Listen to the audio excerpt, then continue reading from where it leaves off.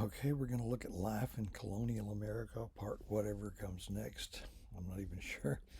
Uh, we'll be looking at the economy of the northern colonies. And I think this won't take terribly long to do. Two parts, conceivably three. Anyway, the economy of the northern colonies. And that's going to be from, say, Pennsylvania on up. Pennsylvania, New Jersey, New York, those three sometimes called the middle colonies. And then the four New England colonies, Massachusetts, Connecticut, Rhode Island, and New Hampshire. Okay. It's a far more complex situation than it was in the South. Okay. The number one, well, what we'll be doing is looking at different components of the economy, what people did. And as I say, a more complex picture. The number one component is agriculture. The vast majority of Northerners are farmers. I don't know, you could put a percentage on it. I'm thinking 75% would be a very conservative estimate. And some of these components are going to bleed over, and people will be involved in more than one of them. But these people, nobody's going to send them food. They have to raise their own food. So a big majority of Northerners were farmers, and they were technically subsistence farmers. They're raising food to eat and stay alive thereby. Um, that doesn't mean they're struggling or hungry. They're actually quite comfortable, and many of them are moderately prosperous. But what the main thing is here, they, unlike the Southerners, do not have a crop they can raise in high volume and ship over to England and sell it profitably in order to obtain manufactured goods. They just don't. They raise the standard cereal grains, corn, wheat, rye, barley, oats, whatever else there might be. On top of that, they're going to have milk cows. They're going to have fruit trees. They're going to have chickens to lay eggs. They're they're doing okay. Plus, in the north, unlike the south, you have towns and villages where farmers can sell their surpluses and make an income. So you have all that. So they're subsistence farmers. Now, I'm going to take it from here in terms of a hypothetical problem. This is hypothetical because it looks like it would be a problem, but it never did really materialize. Since the Northerners have no product they can readily sell in England to get manufactured goods, how do they get manufactured goods? Okay, this has a two-part answer. The first part of the answer is they make stuff themselves. So it's as if you were in some kind of wilderness survival situation, survivor without the TV cameras, and there's something you really need. You got two choices. You can either just do without or improvise on your own. So Northerners do a lot of that, and the key term you would write down would be domestic manufacturing. Domestic means in the home. Manufacturing at the time meant people just making things by hand. Maybe they're skilled craftsmen of some kind working with their hand tools, but and some people did that. Some people, if you got a knack for making shoes, you hang out a sign and become a shoemaker. Or, you have people that make barrels, people that make saddles, people that make this or that, maybe even had a few tailors.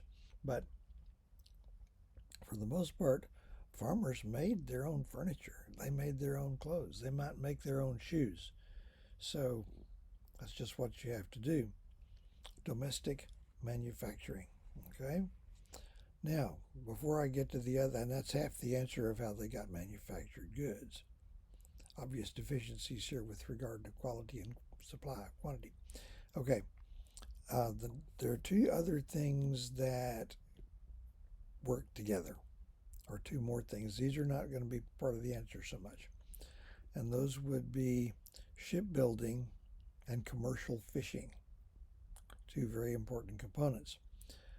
You may recall my telling you that an Englishman in the 1500s named Richard Hakluyt, I'm not sure how you pronounce it, had proposed in writing that since there are a great many trees in America, England could solve its problem of a negative trade balance with Norway and Sweden for naval stores, that's a bunch of forest products used in making wooden ships, they could just set up a presence in North America and harvest the trees there. You wouldn't even have to pay anybody for them.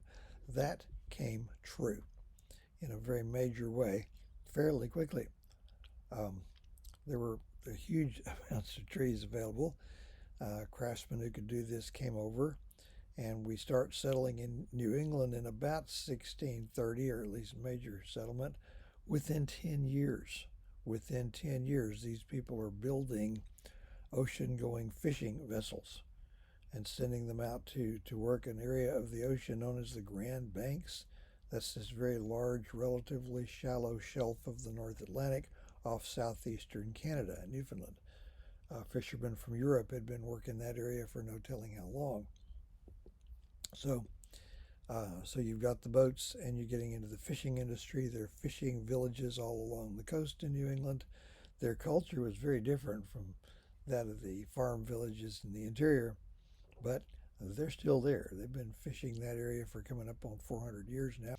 Okay, but fishing boats, that's nice. Within 10 more years, say by 1650, these northern colonists have graduated to the manufacture of full-size, full-rigged ocean-going ships.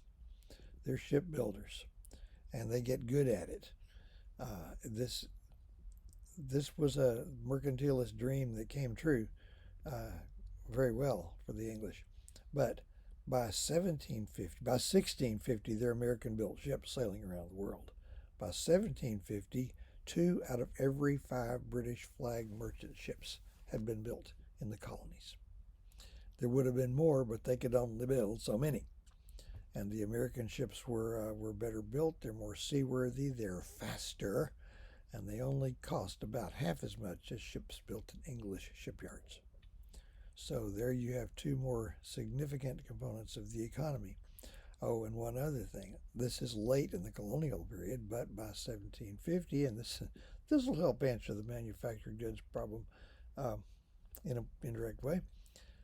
The number one thing that the colonies as a whole sold to the mother country was ships by the mid-18th century. So, and the food fish that the fishermen catch, those there's a market for those in England as well. So it's a complex situation. But now for really the other half of the answer to how they obtained manufactured goods is quite simple.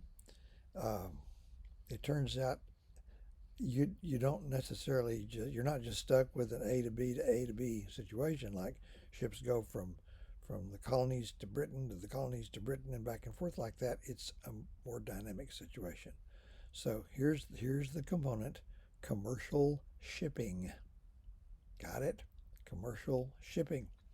You have a fleet of merchant vessels at your disposal. As colonies in the British Empire, you have unlimited access to the rich and varied global markets of the British Empire.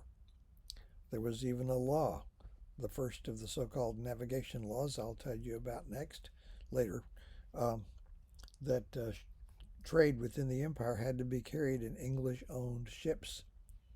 Colonial ships were English-owned. The law did not discriminate against ship owners in Boston or Philadelphia or New York. So the international trade here ran along what are called triangular trade routes. And I'm accustomed to pulling down a map and pointing to it, showing you basically the Atlantic world and how this worked. I can't pull down a map. There might be something in the textbook I should have checked before I started this. Maybe I'll put it on the screen if I find something later.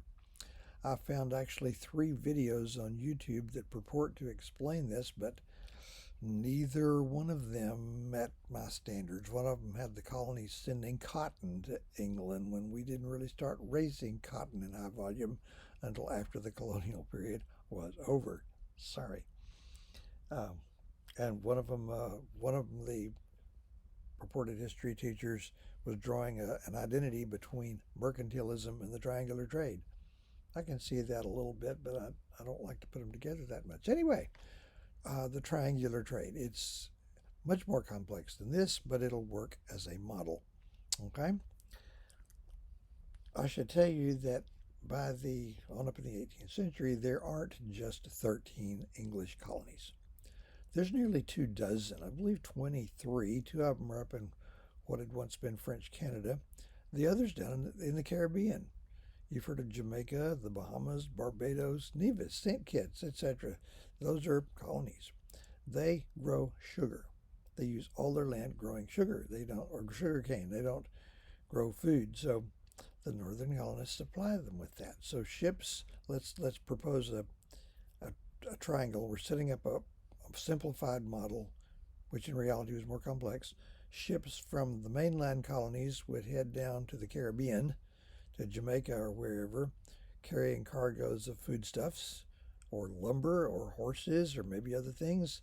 And there they would sell that cargo, take on a cargo of sugar, head over to England, sell the sugar, drive a deal, whatever they can find on manufactured goods they might find a market for back in America, and then boogie back to Boston, and voila, no problem getting manufactured goods. It just never really was a problem. Okay, so that's one basic triangle. Rarely was it really that simple. There's another far more sinister triangle, and that's known as the molasses rum slaves triangle. The main byproduct of refining cane sugar is a syrupy substance known as molasses. Molasses, believe it or not, was the #1 volume import of the mainland colonies, particularly the northern colonies. They're not eating that many waffles. What they're doing is distilling it into an alcoholic beverage called rum, and of which they drank like it was Pepsi, sporting an average per capita alcohol consumption rate 3 times what ours is today.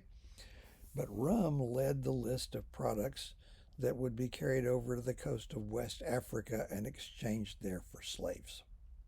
This is the sinister part. It's not neat. Everybody was getting their hands dirty. Northern colonial ships, English ships, French ships, Dutch ships, Spanish ships, Portuguese ships, everybody was in on it. And they shifted the blame. Well, yeah, we do a little of that, but our ships are cleaner than the Portuguese. Oh, we do that all the time, don't we? So you might lie off that disease-ridden coast for months, taking on a few here, a few there. Finally, when you got your ship stuffed much more full of human beings than it was designed to be, you head across the infamous Middle Passage to the northern coast of South America, where your cargo would be wholesaled to slave-breaking plantations. Their purpose was simply to dehumanize and reacculturate these people to reducing them to a quivering mass of "don't hit me," and then they would be retailed around the American world. Relatively few, less than 10%, were sold in North America. Most were in the Caribbean, some were in South America, where their legal situation was technically better, but their physical lot was incomparably worse.